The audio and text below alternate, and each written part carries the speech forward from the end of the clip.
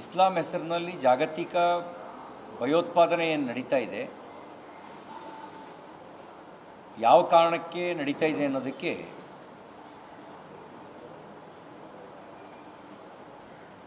ಮತ್ತಷ್ಟು ಸಾಕ್ಷಿಯ ಅವಶ್ಯಕತೆ ಇಲ್ಲ. ಅವರು ನಿನ್ನ ಭಾಷೆ ಯಾವುದು ಅಂತ ಕೇಳಲಿಲ್ಲ, ನಿನ್ನ ಜಾತಿ ಯಾವುದು ಅಂತ ಕೇಳಲಿಲ್ಲ, ನೀನು ತಮಿಳ್ನಾಡಿಂದ ಬಂದಿದೆಯೋ, ಕೇರಳದಿಂದ ಬಂದಿದೆಯೋ, ಕರ್ನಾಟಕದಿಂದ ಬಂದಿದೆಯೋ ಅನ್ನುವ ಪ್ರದೇಶನೂ ಕೇಳಲಿಲ್ಲ. ಅವ್ರು ಖಾತ್ರಿ ಪಡಿಸ್ಕೊಂಡಿದ್ದಿಷ್ಟೇ, ನೀನು ಮುಸ್ಲಿಮ್ ಹೌದೋ ಅಲ್ವೋ. ಮುಸ್ಲಿಮ್ ಆಗಿದ್ದರೆ ಕಲ್ಮಾ ಓದು. ಈ ರೀತಿ ಪತ್ನಿ ಎದುರುಗಡೆ ಪತಿಯನ್ನು 2025-26 ಅಡ್ಮಿಷನ್ಸ್ ಓಪನ್ ಆಗಿದೆ. ನಿಮ್ಮ ಸೀಟ್ಗಳನ್ನು ಈಗಲೇ ರಿಸರ್ವ್ ಮಾಡಲು ಕರೆ ಮಾಡಿ 9900072632 ಅಥವಾ visit Saptagiri NPS university Bengaluru. ಚಿಕ್ಕ ಮಕ್ಕಳ ಎದುರುಗಡೆ ತಂದೆಯನ್ನು ಕೊಲ್ಲೋದ್ರ ಮೂಲಕ ನಮಗೆ ಮಾನವೀಯತೆ ಇಲ್ಲ, ಮಾನವೀಯತೆಗೂ ನಮ್ಮ ಮತಕ್ಕೂ ಸಂಬಂಧ ಇಲ್ಲ ಅನ್ನುವ ರಾಕ್ಷಸಿ ಮನೋಭಾವವನ್ನು ಅವರು ತೋರಿಸಿದ್ದಾರೆ. ಭಯೋತ್ಪಾದಕ ಚಟುವಟಿಕೆ ನಡೆದಾಗ ಅದನ್ನು ಖಂಡಿಸಿ ಶೋಕ ವ್ಯಕ್ತಪಡಿಸಿ ಆಮೇಲೆ ನಾವು ಮರ್ತು ಬಿಡ್ತೀವಿ. ಆ ಕುಟುಂಬಗಳಿಗೆ ಸಾಂತ್ವನ ಹೇಳಿ ಒಂದಷ್ಟು ಪರಿಹಾರ ಕೊಟ್ಟು ನಾವು ಮರ್ತು ಬಿಡ್ತೀವಿ. ಆಮೇಲೆ ಲೆಕ್ಕ ಹಾಕ್ತೀವಿ, ಇದರಲ್ಲಿ ಯಾವ ರಾಜ್ಯದವ್ರು ಎಷ್ಟು ಜನ,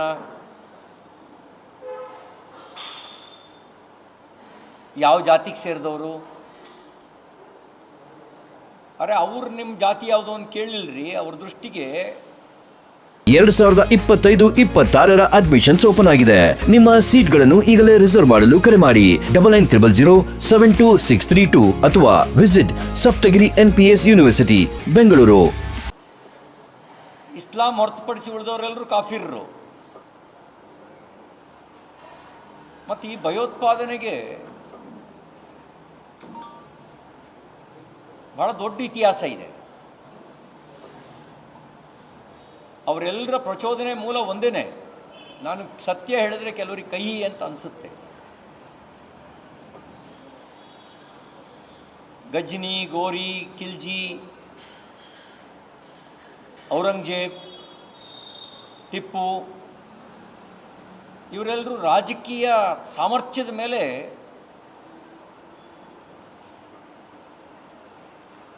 ಭೀತಿ ಹುಟ್ಟಿಸುವಂಥ ಕೆಲಸವನ್ನು, ಹತ್ಯೆ ಮಾಡುವ, ಸಾಮೂಹಿಕ ನರಮೇಧ ಮಾಡುವ ಕೆಲಸವನ್ನು,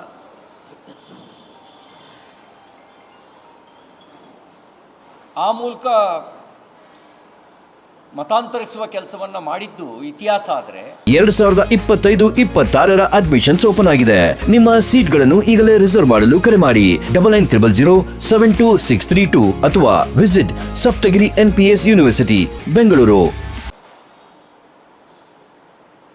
ಇವತ್ತಿನ ಕಾಲಕ್ಕೆ ಅದನ್ನು ಮಾಡೋಕ್ಕಾಗದೇ ಇರುವಂಥ ಹೇಡಿಗಳು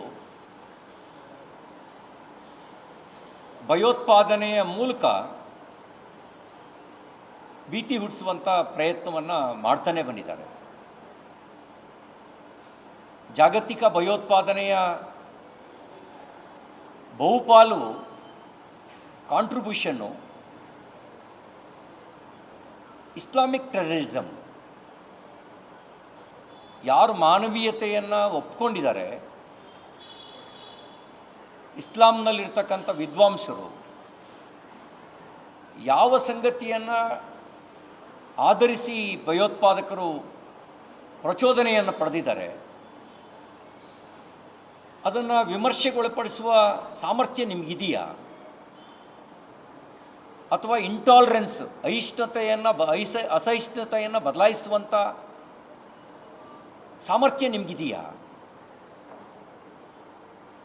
ಇಲ್ಲದೇ ಇದ್ದರೆ ಮಾನವೀಯತೆಯನ್ನು ಒಪ್ಕೊಳ್ಳುವ ಜನ ಹೇಗೆ ಒಪ್ಕೊಳ್ಳೋಕೆ ಸಾಧ್ಯ? ಇದನ್ನು ಯಾವ ಆಧಾರದಲ್ಲಿ ಇದನ್ನು ಸಮರ್ಥನೆ ಮಾಡ್ಕೊಳ್ತೀರಿ?